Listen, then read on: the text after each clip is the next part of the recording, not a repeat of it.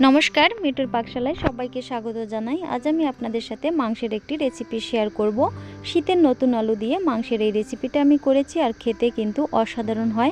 आमी पोलाओर संगे परिवेशन करेछि, आपनारा किन्तु रुटी परोटा ओ भातेर संगेও परिवेशन करते पारेन। चलुन ताहले देखे नेওয়া যাক आमार आजकेर एई रेसिपिटा। रेसिपिटा आमी ब्रयलार मुरगी दिए करेछि और ये मुरगीते एक एक्सट्रा गंध थाके एर जोन्नो भिनेगारे 10 मिनट भिजिए निये तारपर भालो करे धुए निয়েছি।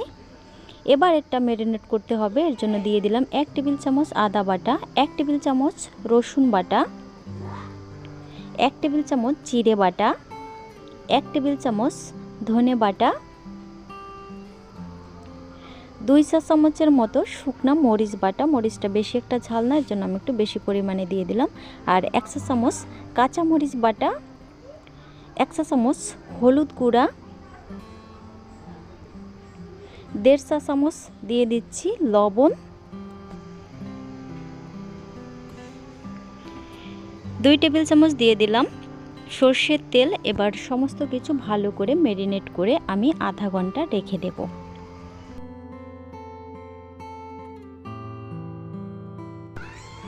7-8টা ছোট আলু নিয়েছি, আলুগুলো খোসা ছাড়িয়ে নিয়েছি। এবার একটা কাঁটা চামচের সাহায্যে এভাবে ছিদ্র করে নিচ্ছি যাতে মাঝখান পর্যন্ত ছিদ্রগুলো হয়। এতে করে রান্নার সময় মশলা ঢুকবে আর আলুগুলো খেতে কিন্তু ভীষণ ভালো হবে। সবগুলো আলু আমি একইভাবে করে নিয়েছি। এবার আলুগুলো ভেজে নিতে হবে। 1.5 টেবিল চামচ সরষের তেল গরম করে নিয়ে এর মধ্যে আলুগুলো দিয়ে দিচ্ছি। একটুখানি লবণ দিয়ে দিলাম আর সামান্য পরিমাণে একটু হলুদ গুঁড়া, এতে আলুর খুব সুন্দর একটা কালার হবে। এবার আলুগুলো ভালো করে ভেজে নেব। আলু ভাজা ভালো হলে আলুর স্বাদও কিন্তু ভালো হয় খেতে। আলু ভালো করে ভেজে নিয়েছি, এবার আলাদা একটি পাত্রে উঠিয়ে রাখছি। এবার চলে এলাম মূল রান্নায়। প্রথমে প্যানে দিয়ে দেব 3 টেবিল চামচ সরষের তেল। তেল গরম করে এর মধ্যে ফোড়নের জন্য দিয়ে দেব 2টা তেজপাতা, 2টা শুকনা মরিচ আর 1 চা চামচ গোটা জিরে। ফোড়নের মশলা একটু নেড়ে চেড়ে নেব। ফোড়নের মশলা থেকে খুব সুন্দর একটা ঘ্রাণ বেরিয়েছে। এবার এর মধ্যে অ্যাড করে দেব পেঁয়াজ বেরেস্তা। আমি পৌনে 1 কাপ পেঁয়াজ বেরেস্তা নিয়েছি আর এই বেরেস্তাটা আমার কয়েকদিন আগের তৈরি করা বেরেস্তা, ফ্রিজে রেখে দিয়েছিলাম। আপনাদের কাছে তৈরি করা বেরেস্তা না থাকলে সেক্ষেত্রে পেঁয়াজ বেরেস্তার মতো করে ভেজে তারপরেও রান্নাটা করতে পারেন, এতেও কিন্তু একই টেস্ট পাবেন। একদম লো আছে কিছু সময় নেড়ে চেড়ে নিয়েছি। এখন এর মধ্যে আমি একটা বড় সাইজের টমেটো দিয়ে দিলাম, আপনারা টমেটো পেস্টও দিতে পারেন। এবার আর একটু নেড়ে চেড়ে নিচ্ছি।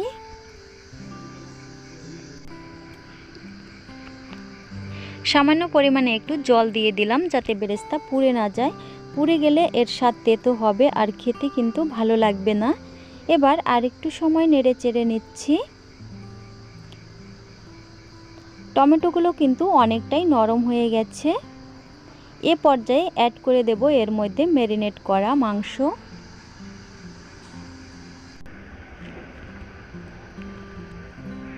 এবার মাংস 10 থেকে 12 মিনিট কষিয়ে নেব।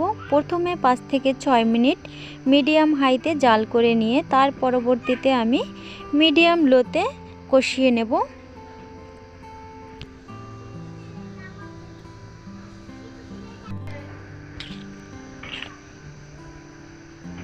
এবার মাংসের মধ্যে ভাজা আলুগুলো দিয়ে দিলাম। এবার মাংস আর আলু আমি আরও 5 থেকে 6 মিনিট কষিয়ে নেব।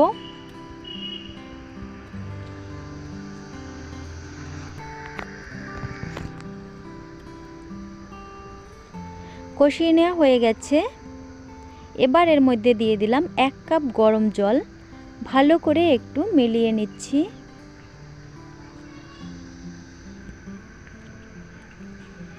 আরও একটুখানি জল দিয়ে দিলাম, মোট 1.5 কাপের মতো জল দিলাম।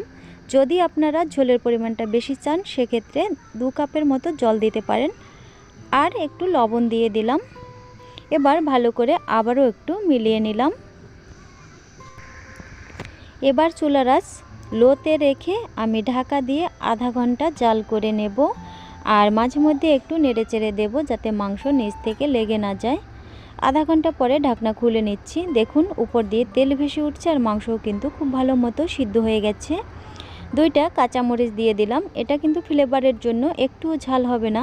আর 1 চা চামচ গরম মশলা বাটা ভালো করে একটু মিলিয়ে নিলাম।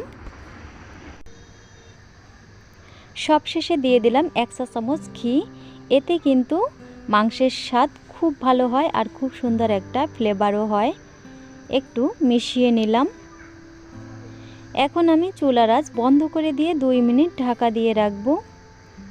আমি যেভাবে এই মাংসটা রান্না করলাম এভাবে একবার করে দেখবেন, আশা করি আপনাদের ভালো লাগবে। আর ভালো লাগলে প্লিজ একটা লাইক করবেন, শেয়ার ও কমেন্ট করে পাশে থাকবেন।